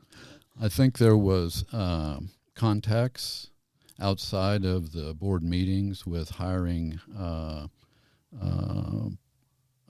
Art Macumber and hiring Dr. South. Are these the open meeting violations that people are talking about? That's some of it. I mean, it's not that complicated, but there are rules about if you're going to have a meeting of a quorum of a public entity, you have to provide notice, publish the agenda. The goal is really to be transparent with government, and so should be able to pick up the agenda and look at it and go, oh, I see, there's got to be this, and this happen. You can't look at it and go, can't really tell what they're going to do. And that's, and so a lot of it is process and how they've done it, but they missed it on open meeting laws, Idaho open meeting laws. Were you there? And they even admitted to that in that one meeting. I mean, they're stated publicly that those things that they did in those open meeting violations were null and void, but then they turned around and voted those things back in, right? Yeah, which they are entitled to cure if they follow the procedure for curing a violation. And so there's a lot happened in the 3 meetings, and dialing it in or putting on a timeline and figuring out exactly what was said when. But were you at those meetings, or did you monitor them? Or yeah, I wasn't at the December 5th meeting. I watched it on internet, but then I was at the later meeting. Okay. And your grievance against Art was basically what we read earlier about him not practicing law, a certain kind of law, within 500 miles. Well, lawyers are regulated by the state bar, Idaho State Bar, and there's rules and code of ethics and how you behave and deal with conflicts of interest and all that. One of the rules is if you sell your law practice, you can't practice within the same jurisdiction. Now that I haven't talked to anybody who said, here's why that rule is in there, but I think it has something to do with the law as a profession, being a lawyer is a profession, and you wouldn't want where I sell my law practice to you and then come across the street and go, Mike's new and improved law practice kind of thing. So I think but it's pretty straightforward in the bar rules that if you sell your practice, you can't practice in the same geographical area. Art sent a letter to all his clients saying he sold the practice and he he said, I'm not going to practice within 500 miles of Kootenai County doing contracts, real estate, whatever. Mm-hmm. And they're paying him $325 an hour, which Mark Lyons had been there 20 years, $200 an hour. That's more what's common in the community for legal services of that kind. So Art gets hired, no interview, no nothing, starting up at $3.25 an hour. And there was no other candidates that were brought forward to the board to consider. No. It was basically, we want Art, and this is how it's going to be. And then they used their majority to force Art into the position, which I hate saying all this because we interviewed Art Macumber when he was running for Attorney General, and terrific guy. I mean, we had a great conversation. I had a lot of respect for him. He has a lot of knowledge when it comes to law. But then, you hear these names come up in this kind of situation and you're just torn. Yeah. On one hand, I know the person, Art Macumber. But also I don't know all of the situation. Like I don't know why everything has to be so secretive. Like, why is it that everything is veiled? I listened to that one meeting. We have a group here called H46, and we had a representative there that was recording the meeting and logging information, and we keep a database of those meetings here.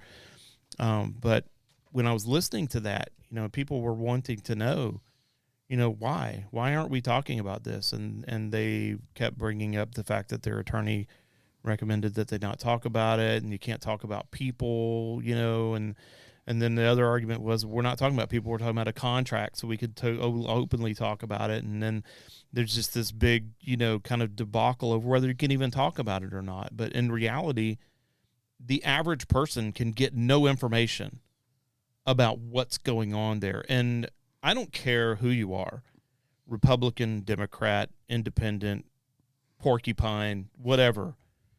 If you have a government entity that is veiled behind a wall of secrecy, that's a problem for me. Mm-hmm.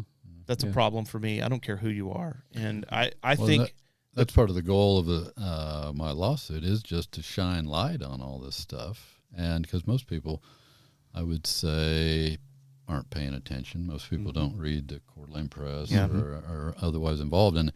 And so really that's one of the purpose is just to shine the light on what's going, hey, everybody, look what's going on here.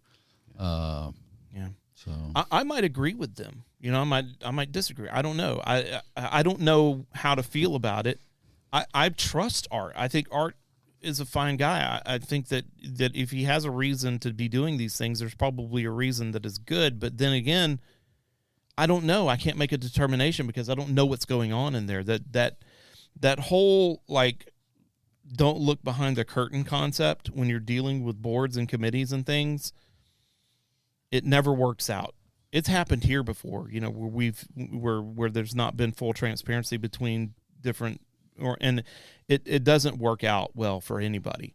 And it's a hard lesson to learn, but it happens. I would just love to know, it's why are we having this conversation? Why are we still talking about all this? Why are we still having a conflict? I mean, isn't there a school to run? I mean, isn't that something that we do? So seems like there's a school to save before it can be run. At this point, yeah. And so, I mean, I appreciate the fact that you're trying to bring it to light. Yeah. I would love for the curtain to be torn down. Whoever gets hurt in the process, I mean, I get it. I'm compassionate towards people that are suffering because I have been in that position where I'm suffering, and I know how hard it is. That being said, if there's something that needs to be brought to light, the truth should always come forward. It should always be present, and that's kind of what we represent here. We're just agents of truth. We want the truth. Mm-hmm. And then let the chips fall where they may. Yeah. I mean, it's like, I don't know. There are avenues of recourse for all of this. That's why we have elections, et cetera. Mm-hmm. So, and Ken, you're right. Ultimately, because people ask you about my suit, and it's like, even if I hit a home run and win on all counts, the trustees, there's nothing in there that would remove them from office. So they're still going to be in charge. So can you speak to the specifics of your suit? Well, it's actually pretty simple. The main argument is that the statutes that created junior colleges, community colleges in Idaho, said that there will be a board of trustees, 5 people, and they shall select or elect a president. It doesn't say they shall select or elect as many presidents as they deem fit. Well, that's, really, that's a simple, well, it just read it. It says a president. And so. Yeah, because currently they're paying like 3, right? Well, I think they got done with Sabali at the end of the year. So he's done. So they're now paying 2. 2, which is like, there are kids that I've heard talk that had to sleep in their cars occasionally because they don't have any money for this, that, and the other. And Greg South got like a $35,000 signing bonus, $25,000 moving expenses, and $235,000 a year, $5,000 more than Swain was for an interim. And so I don't think there's any authority for them to have an interim. If they want to fire Swain, notify their insurance company and then fire him, then they could have a president. But so that's pretty straightforward. So you're saying that putting him on administrative leave was just kind of a way to move him out of the picture because they disagreed with his contract? Yeah, I don't know why they're doing. That's the kind of thing that we don't know because they keep it behind that veil of secrecy. Like nobody really truly knows what's going on there. Well, in the investigation, this isn't a FBI felony investigation. This is just a few-page contract that again was presented at an open meeting, approved by the majority of the board. So is that contract accessible to the general public? Yeah, I think so. Be interesting to pull that up. Well, one of the bullet points here on the December 2022 talks about its official response to the accreditation agency's letter. NIC administrators wrote that the board's actions during the December 21st meeting addressed the commission's concerns. And it goes on to state the report stated that because of pending litigation and because the issue is considered a personnel matter, the college is not at liberty to disclose progress on the current investigation. Yeah, because it's a personnel use. It's a human resources issue. Yeah, and so I guess the answer to your question is no, not at this point. Yeah, they're not going to disclose anything because, like I said, they're talking about people, and they're not going to talk about people in front of other people, And I think one of the other one of the other board members was saying, "Well, we're not talking about people; we're talking about a contract." And so we can talk about the contract, but the other board members were like, "Nope, we're not talking about that at all." And they kind of sealed it up. And then, of course, that made everybody in the audience mad. Everybody was like, transparency, kind of thing, It was a little bonkers. I think they are, and I assume they're operating under advice from legal counsel, but broadly using the exception to the Public Records Act, the exclusion for personnel records. Well, it doesn't mean that you can't look at somebody's contract. They can't produce or shouldn't produce Social Security numbers and personal data. But how much money that I, as a taxpayer, are paying should be public record. Yeah, and whether they get a brand new Cadillac every month or whatever the compensation is. So really, the only thing that's being veiled is what they disagree with on the contract. It's just, I guess it's an odd deal because I probably have the contract somewhere, but it would not take 5 minutes for people to review that contract because there's nothing fishy about it. It was done in public. I think the current majority just doesn't like the fact that it was done, So or maybe they just don't like the candidate in general. yeah, which I haven't seen any reason why shouldn't be liked, but It boils down to It could ideology. wind up just being ideology that's not spoken. It could be personalities. The Spokane City Council is famous for this. Personalities who just can't work together, and everything becomes a quagmire. And so it could just be certain personalities trying to get other personalities out of the way that don't want to jump on their ideology. Yeah. And using all of these loopholes and tricks in the law and the contracts to make it happen. Ultimately, in a perfect world, Mike, let me just throw a hypothetical at you.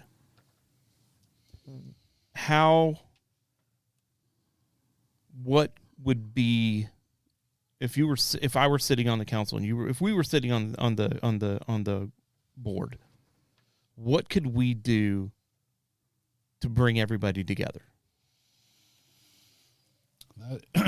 That is a very good question. I actually went out and met with Brent Regan in December when this was kind of going down. Brent Regan's the chairman of the Kootenai County Republican Central Committee, and he was very gracious, went out to his place. And I said, Brent, is there any way that the Central Committee could endorse bringing Swain back and just let's settle down and simmer down and no, and we didn't really, because he didn't really articulate a reason. If he said no, we can't, and we want to have this, or no, they we just can't. dislike Swain, or the process. He's a very likable guy, very nice wife.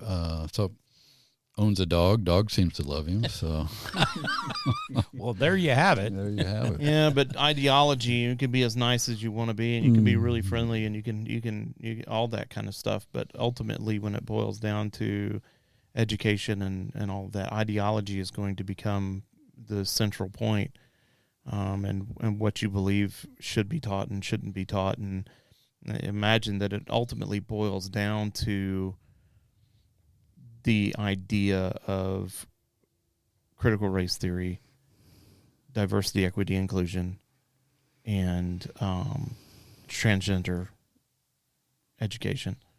Red or blue? I don't even know if that's a red or blue issue, because I think that it seems to be. It is because obviously those are things that we disagree with, a lot of those things. But I think it's very nuanced in the way that people approach it. And being able to cross that bridge, I think, is what the board should be able to do. They should be able to bridge the gap between those to at least get some things done. And then both sides are going to have to realize we're going to have to compromise on some things. Yeah. I mean, we're not going to be 100% agreeable on everything. So we're going to have to compromise some things. I mean, we're going to have to, compromise X, Y, or Z in order to get this thing accomplished. Stubbornness and pride is just not going to get us anywhere. I agree. Yeah. And you added Greg South to the lawsuit. Yes. This month. Yeah, because he's receiving compensation that is not authorized. I mean, the board members who voted to hire him are acting ultra virus, is Latin, beyond the scope of their authority. So they have authority to do certain things. They don't have authority to do, in my opinion, to hire an interim president, because they already have a president. Yeah. Who has been suspended, correct? He's on Administrative leave. Yeah. Right. Which there's no real provision for administrative leave in the contract or policies. So, again, he participated in that, and then his contract was approved that shouldn't have been approved because we already have a president. He's sitting right over there. Excuse me. But now we're paying two people. Yeah, gosh, It just seems like a big waste. we're paying almost $500,000 a year Yep. in salaries And for that- the same position. and then they've let a couple people go and brought in some new people. Again, it seems like if you're faced with a imminent crisis, you would, dance with the people who brought you there, or have worked there for a while. I think the key to understanding this is understanding what their dislike is for Swain. Like why are we going through all of this over this person in particular or this contract? Mm-hmm.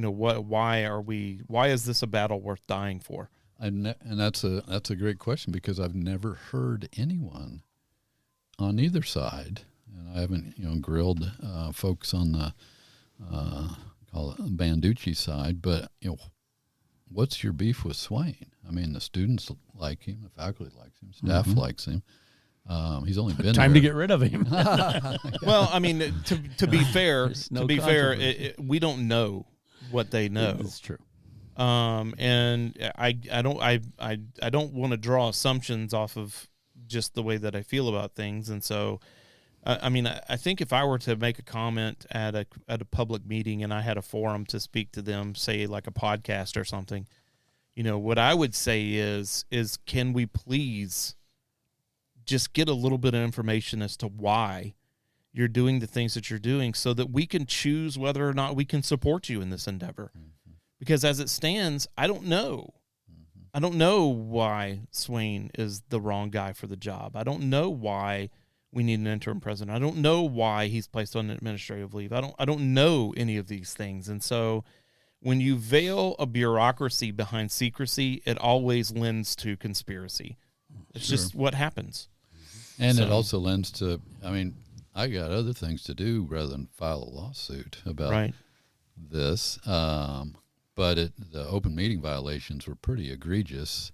And again, intended, in my opinion, they don't accurately describe the action that is proposed to be taken. So if you're paying attention, you go, well, that doesn't concern me. And then you find out it's hiring this guy, Art, at $3.25 an hour, and no interview, no other selection.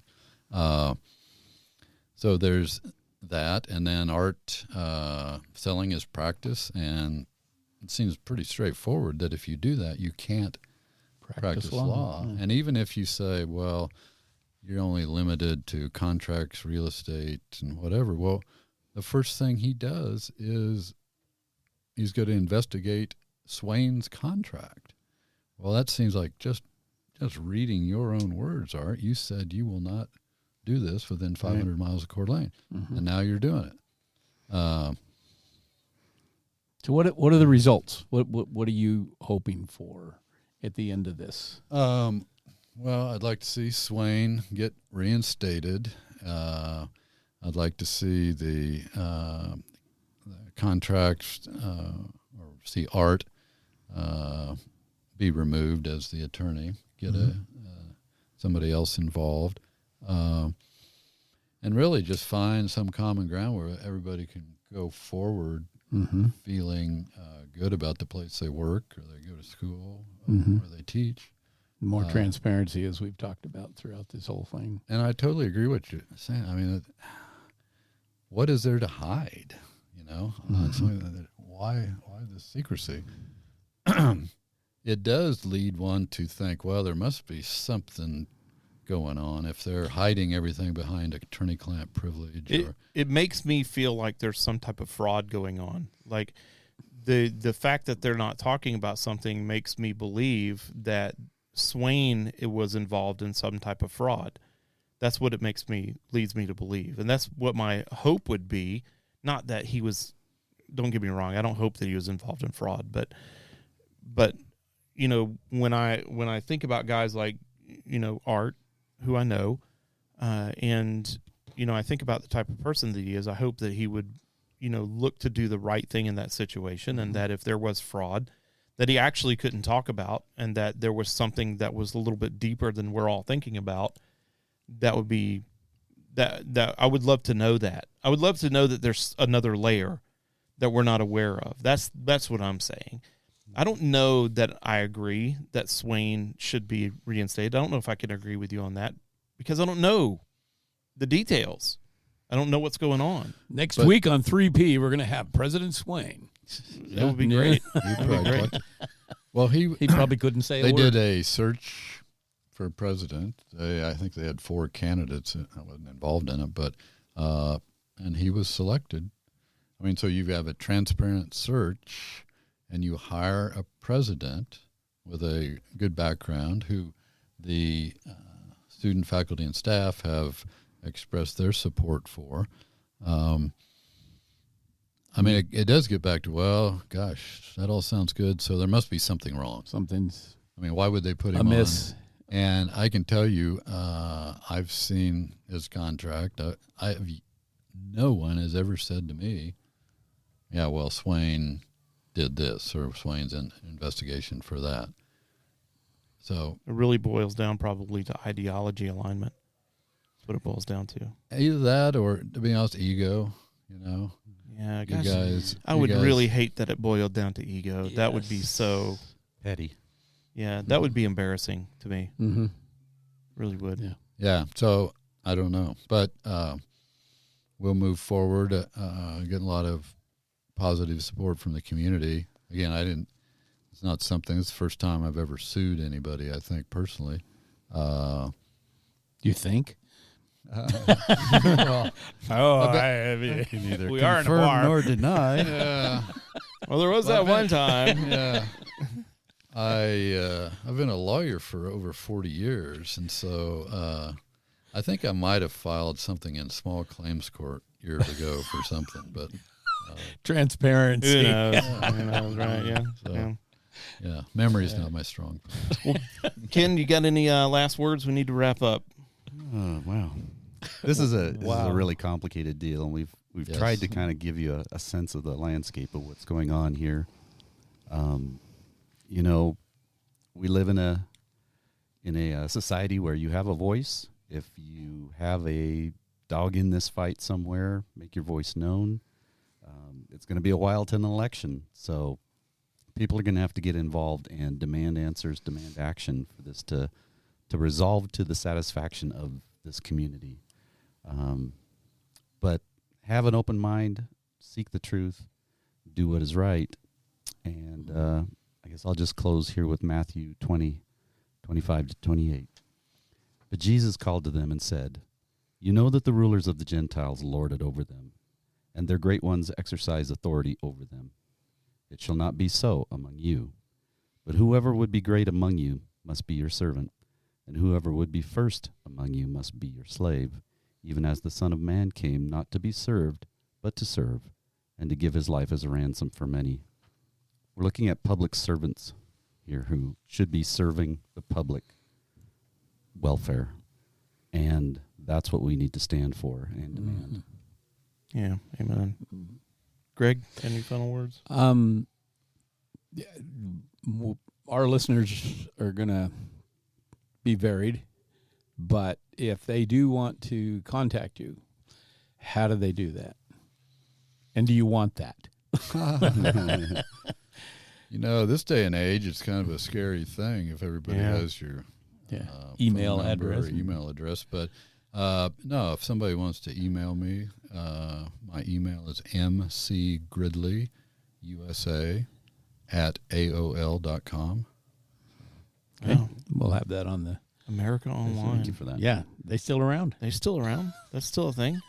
Yeah, it's still a thing. Yeah, Thank you very much. You and one other Wow. guy, right? Me and Al Gore invented it, you know. No, it's one of those deals where you get so deep into changing addresses. It's like, Yeah. so Okay, well, appreciate that, and just appreciate you being here. I don't know when you pulled up in front of a church that you were maybe a little anxious about what was going to happen here today, and I hope that we're fair to you, yeah. No, and that we learned something. well, it did give me pause, but I knew Ken. Mm-hmm. Ken's a sailor, so he would He can't be all cut bad, some but- slack. Like, Well, actually, on that note, you know, I mean, I would say that if you are if you're involved in this and you are of the feeling that we would not agree with you or that we would treat you poorly, I hope that you can listen to this and understand that our goal is not to have gotcha moments. We're not interested in catching people and having some kind of political kind of Daily Wire type debate with someone. What we're interested in is we're interested in perspectives. We're interested in truth. And that's what we seek for. And I know that the truth is a funny thing because, if you have two extremes, the truth usually ends up being right in the middle somewhere. And so, I appreciate it. And we're going to give you the last word here in a moment. Well, just listening to you talk, it makes me think that you too are in the education business because, that's what it should be about, in my opinion. Excuse me, that people receive accurate information, and based on that accurate information, they vote or take action. But without that, we're going to keep ending up with problems. So I applaud you for wanting to listen to me for Friday morning. But I think it's important that we engage. I was involved in CDA 2030, which was a visioning project, community visioning project back about 2013, and different formats of what everybody wanted to see in the future. And we would invite people to gatherings, and it was kind of interesting because we said we want to invite the people that we wouldn't normally invite to our party because there's this common ground that we all share. Regardless of religion or anything, there's a common ground, decency, and things we want. Do you want a better future for your kids? Yes. That you can agree. We all live in the same community. Yeah.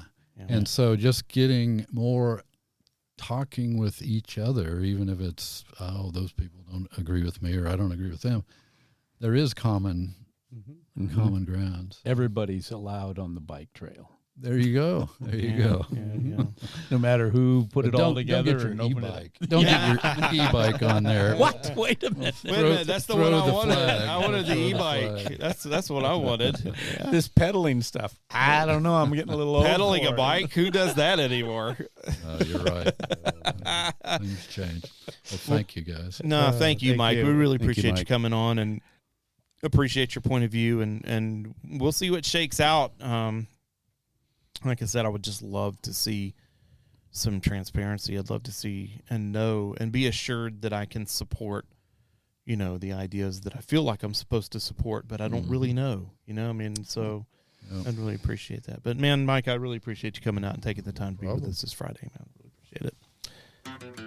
Well, that does it for us today. As always, thank you for joining us. If you have an idea for an episode, send us an email at 3p@ethelbaptistchurch.org.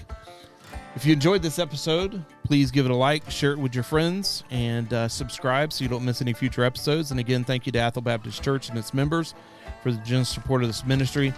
Again, thank you for listening. And until next time, remember the Great Commission. Go into all the world, reach the lost with the gospel, and build disciples who can do the same. And with that, we are out.